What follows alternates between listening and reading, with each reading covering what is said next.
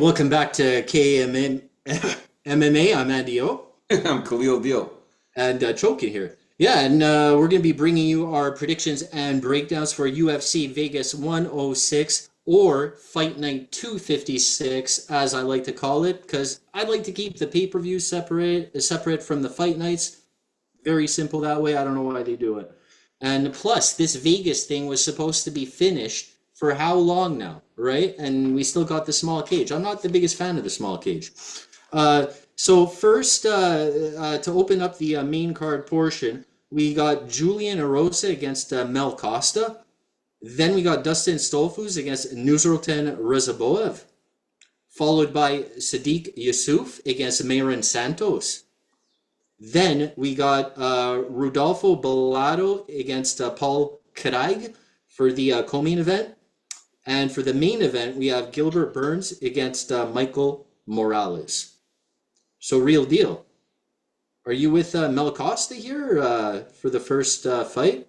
It's looking like a good card, this card, man. Last week, a lot of people thought the card was going to be shit. I thought the card was going to be okay, and it ended up being a great card last week in Montreal, Quebec.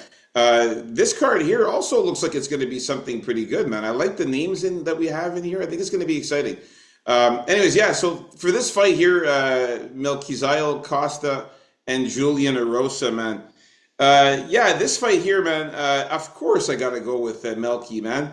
I got to go with Melky, man. Yo, you know what, man? This guy, like, there was times where, like, for example, the last fight, I was when he fought against Christian Rodriguez, I was worried about him. I was on the fence. I was like, I don't know if I should go for Melquizael Costa. I'm like, man, you know, Rodriguez has been beating all these prospects and stuff. He's the prospect killer, whatever. He's pretty good. And I, you know what? I said, you know what? I'm gonna trust in Melquizael Costa. And I trusted in him, and I picked him, and he came through for me, man. And I like the way this guy fights. He goes out there and he gives it his best. He goes out there and fights with heart, with grit, and he's fucking very skilled, man. So Melquizael Costa's the pick for me, man. That fight against Christian Rodriguez, I thought he looked phenomenal in that fight. And I thought that he was, even though he didn't get the finish, man, Rodriguez is a tough motherfucker to finish, man. But he had moments where he almost had him in a submission and all kinds of different things. He's got some powerful punches too. He hits hard. He's got great jiu-jitsu, great submission skills. Fighting out of Chuto box, this guy is really skilled in all different facets, whether it's ground game or stand up. I love that about him, man. The fight against Andre Fili, where he got him in that guillotine choke submission, that was an awesome fight. And also against Shayulan Nerdembeke, that rear naked choke submission. So his submission skills are just on point, man. He only lost to Steve Garcia, who's got crazy power, and that's not a bad loss. Julian Erosa is also good, but he's getting up there in age, 35 years old for featherweight. That's kind of old. Melky's only 28 years old, so it's a nice 7-year difference. The reach advantage is going to go to Julian Erosa and the height advantage as well. But Julian Erosa is a savage, man. He goes out there and he makes mistakes. He tries to kill you, or he most of the time gets knocked out. His chin is very suspect. He's been knocked out 7 times out of his 11 losses. The last 2 losses that Erosa had came by knockout. One Fernando Padilla and one from Alex Caceres. So both of these guys knocked him out. I think Melky could get a knockout here. I'm going to go Melky gets a knockout or a submission. I think he finishes Julian Erosa. This is going to be a banger of a fight. I don't think it goes the distance, man. Look, Melky's not a concussed, damaged Darren Elkins that Julian Erosa is going to be contending with here. That last fight, man. Julian Erosa, the killer that he is, man, he looked like he was fighting in slow motion against Elkins there, as did Elkins. But Elkins was concussed like 20 seconds into that fight after Erosa hit him with that upkick. Anyway, I guess sour grapes by me a little bit because I thought the damage could pull that one off. But I'm going to get my revenge in this fight thanks to Mel Costa, man. You forgot one thing about Mel Costa is his great, powerful kicks, man. He's Yeah, not kicks. Yeah. not afraid to open up the fight and pepper you with those kicks, man, in the body if he has to, saying he's here, man. You want to fight, he's here.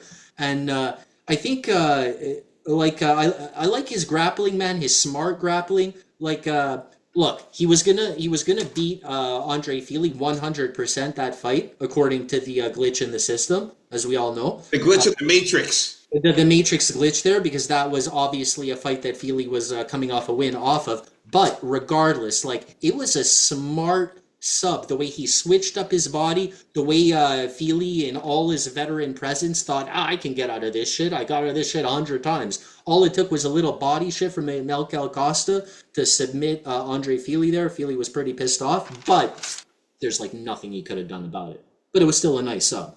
Uh, yeah, I think he's gonna be faster than Julian Erosa. I think Julian Erosa also, like you said, kind of chinny chin there, and I don't think he's gonna catch Mel in a quick gilly of his own or something. And if he does, I think Costa's gonna fight out of it. So give me Mel Costa by sub or knockout. Yeah, Julian Erosa, his submission skills, even though it says 14 subs there and 12 knockouts, the submissions that Julian Erosa, a lot of them are guillotines. So if he doesn't get that guillotine, his submission skills are not as good as Costa. Costa's got a much better variety of submissions skills there, I find. But I will say this though, throwing a little sprinkle on Julian Erosa by KO submission is not a bad look, depending on the value there. We'll talk about the betting on Friday. Let's move on up to the next fight here. We got Dustin Stolfus against Nursultan Rizoboyev. Oh yeah, sorry, yeah. So Stolfus I thought was out of the UFC, but I got him confused with Schmelzberger, and just a couple guys I get confused. So here I'm sticking with Nursultan Rizaboyev. I'll start with what I don't like about Rizaboyev, which is sometimes when he gets kind of tired, I find his blitzes get a little repetitive and kind of telegraphed.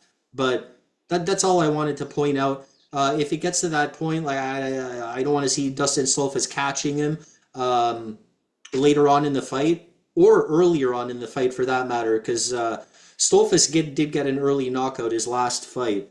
But in the end, I think Rozaboev just a lot of experience there. He has that killer instinct. He has great power, and he knows his stuff on the ground. I predict Nursultan to find that kill shot early in this fight, probably within a round and a half. He's also got a lot of height on Stolfus, but don't think he has the reach because they do have the same reach. Nursultan, a bit of T-Rex arms he has going on. Well, considering his height, he's usually a lot taller than his opponent, but not much reach. So that's it. Rizabov by knockout within the first round and a half. What about you? Yeah, man. I got to go with Nursultan Rizaboyev, man. I like this guy, man. I am on this guy's train until I see something really bad happening with him because the guy is he's just a beast in this middleweight division, man. He's 6'5" compared to Dustin Stolfus, who's 5'11". So that's a 6-inch reach, a 6-inch height advantage there for Nursultan. Now, even though he's got such a crazy height advantage, he does only have a 1-inch reach advantage for Nursultan. So it seems like Dustin Stolfus has got long arms there. I think Nursultan has short arms. Or maybe Nursultan has short arms too. I don't know. But here's the thing, though, okay, that I noticed about Dustin Stolfus, okay? He has a hard time against guys who are very good at grappling and have good submission skills. For example, when he fought Gerald Meerschaert, okay? Gerald Meerschaert was able to get a rear naked choke and submit him, okay? When he fought Rodolfo Vieira also was able to get a rear naked choke and submit him. So I find that he has a problem with guys who can submit, especially when he gets taken down and then he tries to get back up. He gives up his back easily, and that's why Rodolfo Vieira and Meerschaert were able to get those rear naked chokes, both coming in the third rounds, mind you, too, against him there. Also, he got finished by knockout against Abus Magomedov, who also was able to take him down, and also Bruno Ferreira, who's also able to take him down, also got a knockout there with a spinning back elbow. So that's the thing that I don't like about Dustin Stolfus, man. He does have problems against grapplers and against some guys who have some power, and that's exactly what Nursultan has. He has power, and he has amazing submissions and grappling skills. So I got to go with Nursultan Ryboyev, as you can see here on the stats. 13 knockouts, 20 submissions, only 2 decision wins. I mean, come on, man. Nursultan Ryboyev by KO submission is an easy bet for me. This fight's not going the distance. I don't think Dustin's going to be able to beat this guy. He struggles. He needs a pure striker, and that's where he does well. He needs like a Punelli Soriano or a Marc-André Barriot. He needs to fight guys like that. Yeah, that's who he knocked out right away, Barriot there. Yeah. He knocked out Barriot, and he can beat these like strictly strikers. But when it comes to guys who mix it up, he has a hard time. So Nursultan's the pick. We agree here. I love it. Let's move on up to the next one here. All right, we got Myron Santos against Sodiq Yusuff. So for this one here, this one's a little bit tough, but I'm gonna go with Sodiq Yusuff in this one, and the reason why. Myron Santos is too fresh. He's too green. I'm just going to leave it at that. He's too green. Yes, Myron Santos is good. Okay, I don't know why they call him the legend. The guy's only fought once in the UFC, and they're already calling him a legend. Oh, sorry, he's fought twice in the UFC, and they're already he calls himself the legend. He's calling himself, yeah. Yeah, he calls himself the legend. It's like, come on. You beat Con Offley, who's awfully bad. And then you also beat Francis Marshall by split decision. That one was a very close fight. I remember that fight. We watched it, and I thought Francis Marshall got robbed in that fight. Not only that, Santos, wasn't he doing some stupid jumping leg kick thing over and over again and failing at it and just like allowing Marshall to stay in the fight? I thought Marshall won that fight too. Yeah, Francis Marshall beat him. He got him on the ground several times. He had more damage. He beat him up. He had him to the ground, all kinds. I don't understand what happened in that fight, how he won, but it was a robbery, man. And he's not going to get this chance against Sodiq Yusuff. Sodiq Yusuff, he should be called the legend instead of this guy. I mean, Sodiq Yusuff has fought many good fighters in the UFC. We're talking a lot of fights in the UFC, man. Okay? Gabriel Benitez, Andre Fili, Arnold Allen, Alex Caceres, Edson Barbosa, Diego Lopez. He's fought the best, the way better fighters than Myron Santos. He's got way more experience than Myron Santos. He's also not that old. He's 31 years old. Yes, it's a 7-year age difference, but Sodiq's a tough motherfucker, man. He's got good knockout power, the guy could also grapple. He is more of a striker though, but he can hold his own on the ground. And besides, Myron Santos, I haven't really seen him do anything with his grappling. This is going to be a good striker versus striker type of fight here. So Sodiq doesn't even have to worry about getting grappled or getting taken down like he had to worry with against Diego Lopez and Edson Barbosa. So, those were his last 2 losses. The best of the best in the division. Diego Lopez, we know how great he is. So is Edson Barbosa, man. Losing to those 2 guys. And not even getting finished by Edson Barbosa. He went to unanimous decision. He did get finished by Diego Lopez by knockout, but again, the best of the best. You know what I mean? Myron Santos is not the best of the best. Sodiq Yusuff is going to be a step up in competition for this guy. I like Sodiq Yusuff by knockout or decision. He has been knocked out already, Myron Santos. I think Sodiq can knock him out. See, like against Barbosa there, right? You were talking about. Yeah. Sodiq, right? Yeah. You see, that fight, like Sodiq was just missing. He just had a little more Barbosa, right? That's what I think Sodiq has more of than Santos, I think, on the feet. Just a little more to be able to get it done. But what he also does have is he can wrestle. And I think he should wrestle and use that grappling, because if Marshall was taking him down all kinds in that fight, like we remember, I don't see why Sodiq can't do that like 50% as well, if not even 60% as well, if you really wanted to. So yeah, I got to go with Sodiq here. I think he's slightly better overall, and I think he has to like be on the safer side and just blend in some wrestling. I don't know if he will, like as much to my liking and yours, but I think he should. So give me Yusuf by decision. You know what? And I want to say, guys, grab him early because he is a dog right now. He's a slight dog. The knockout or decision prop right now is at 2.3 times your money. I really think that now's the time to grab him. I wouldn't be surprised by fight night.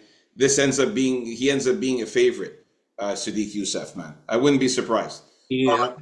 so we're in agreement with this fight here. Let's get to the next one here. Oh yeah, we got Paul Craig against Rodolfo Bellato. Okay, here. I'm gonna have to go with Paul Craig. No, no, not this time. No, I can't. I look. I gotta go with Rodolfo Bellato. Just his calm, stalking, kind of calculating, just to throw shots. He knows what he's doing to try and knock you out of there. He even has submission, so I wouldn't be surprised if he just rocked Paul Craig so hard and stupidly went down to submit Paul Craig and actually did it because he hurt Paul Craig so much that Paul that's Craig the has been subbed before. Yeah. yeah, and that's the thing though. Paul Craig though his striking has gotten worse, like worse than it was before. It hasn't gotten better.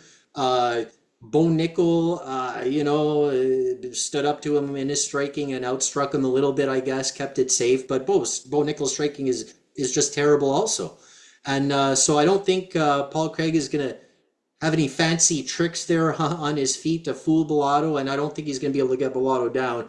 I think Bellato should be able to knock this guy out in the first round. Real deal. Yeah, man. I mean, we've seen Bo Nickel just get fraud checked just a couple weeks ago against Renier de Ritter there. So that loss to Bo Nickel doesn't look as good anymore. You know what I mean? Fraud check for some. I didn't think Bo Nickel was that great. But yeah, no, Paul. I'll tell you this. Again, this is another one for betting. Go ahead and put a sprinkle on Paul Craig by KO or submission because he just always has that threat of getting a finish. Even more so if you want to put a salt tap on a submission prop. We'll see how much that is worth because he's a very good submission specialist, Paul Craig. But yeah, I got to go with Rodolfo Bellato just based on the power that Rodolfo Bellato has. We've been seeing Paul Craig's get his chin get more fragile and more fragile as the years go by. Just recently, we saw him get knocked out last time by Caio Barallo with a left cross, and he also got knocked out by Johnny Walker. Paul Craig's chin is very suspect, man. It's really getting more and more fragile. And Rodolfo Bellato can hit really, really hard. He's got really, really lots of power in his punches. We saw that against Ihor Pretoria when he knocked him out pretty badly with the grounded pound. First he punched him and got Ihor to fall on the ground, and then he jumped on top of him and ground and pounded him. And in the Dana White's Contender Series, let's not forget that crazy knockout in his Dana White's Contenders against Marteza Talha. So I like Rodolfo Bellato here.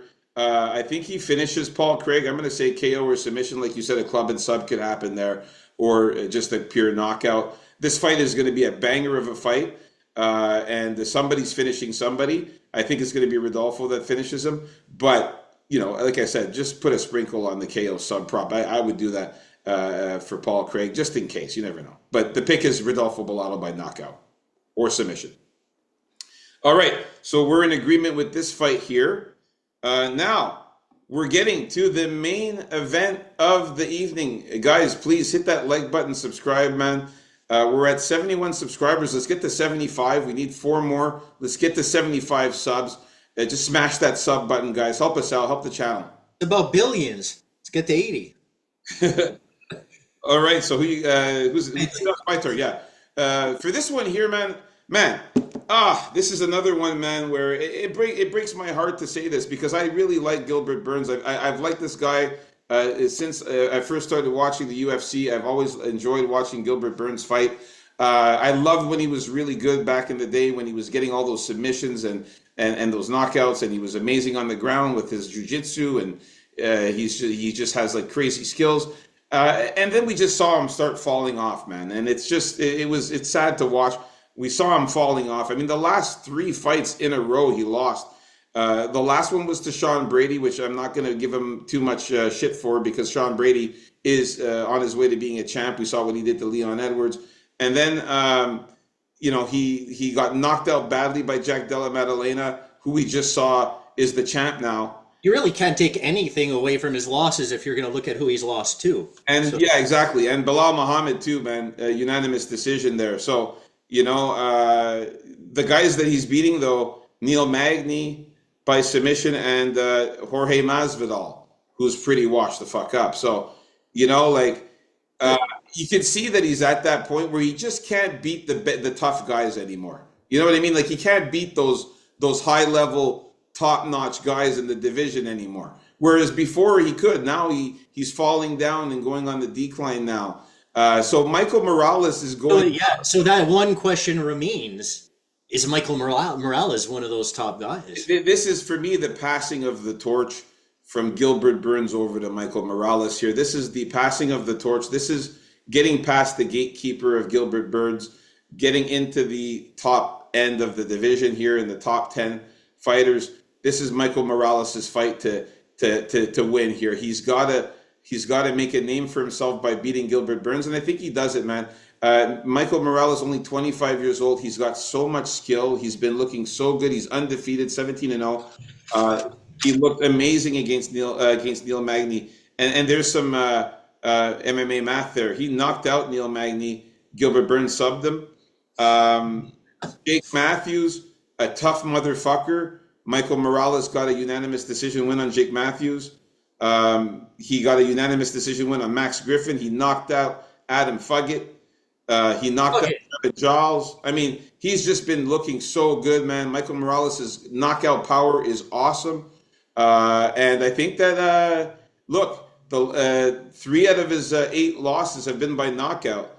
And Jack Della Maddalena knocked out Gilbert Burns, man. I think that Michael Morales could do the same. I'm going to go Michael Morales by knockout or decision. I like the height advantage for Michael Morales. And he's going to have a whopping 8-inch reach advantage for Michael Morales. And the way Michael Morales fights, keeping that distance, throwing those jabs and kicks, perfect match for him. Michael Morales by knockout or decision, easy one in this one, man. Passing of the torch. Yeah, Burns, man. He's gonna have to try and get him down. One would think. Michael Morales is his takedown defense has looked pretty good so far in the UFC. In recent fights, everyone's tried to take him down once, and the only guy that succeeded in taking him down was it Officer Giles or anyway, it was either Officer Giles or the guy I'm confusing him with there. So he was 1-for-1 in his takedown attempts. But before that, Alexei Veretnikov took him down 4 out of 8 times. For what it's worth, right? In the Contender Series, yeah, I remember that. You see, so he has been taken down in that fight. He did win that fight. I think they're counting it as a win, even though it was on the Contender Series, right? So I just had to point that out. But I really don't think Gilbert Burns is going to be able to keep up the relentless takedown pace. Like, we've seen him just keep it on the feet, Burns. He's confident in his boxing. He is a wily veteran. Maybe he'll clip Morales a couple times because Morales' thing is that he can be low volume because he has a shitload of confidence in what he does. So, he has a lot of confidence in his striking. He's going to look for that opportunity. More often than not, he's going to put you out and make you look silly at the same time. So I'm not really saying it's a knock against him at this point. I just don't think Burns has enough at this point to capitalize on that. And or have enough energy for the full 5 rounds to just go bananas with the takedowns because he's old and it's hard, to go for takedown after takedown, So yeah, give me the lethal Morales here. I think just Burns is just way past it, and yeah, just the guys he's been beating while he's faced the best. He hasn't beaten those best, and he's only beating like the Magnies these days. Looks like. I think Michael Morales is a little better than Neil Magny these days. So give me Morales by knockout or decision. Yeah, man, I'm in agreement with you, man. Stay tuned on Friday for official bets. I will have a pearl Oh, for the official bets. I got a pearl that I'm thinking about here, and it's involving this fight. got some goodies. Yeah, I nice. won't tell you what it is. Wait till Friday, but it's involving this fight, the pearl I have here. But yeah, Michael Morales. I love the 8-inch reach advantage, man. That's going to be crazy, crazy significant, man. And I like the way Michael Morales' style of fighting is. He likes to create space. He likes to have that distance, and Yeah, it's going to be a problem for Gilbert Burns to get in close. There, that's the problem. a little problem for that 13 years to get in close on, right? That's the age advantage we're talking about too. So there you have it, folks. Our official, our early predictions for the main card. Stay tuned for Friday for our final thoughts and face-offs and the bets and stuff like that. Can't wait, guys. We need 4 more subscriptions here to get to 75. Help us out and hit that like button, man. Peace out. Can't wait to see you guys on Friday. Can't, baby.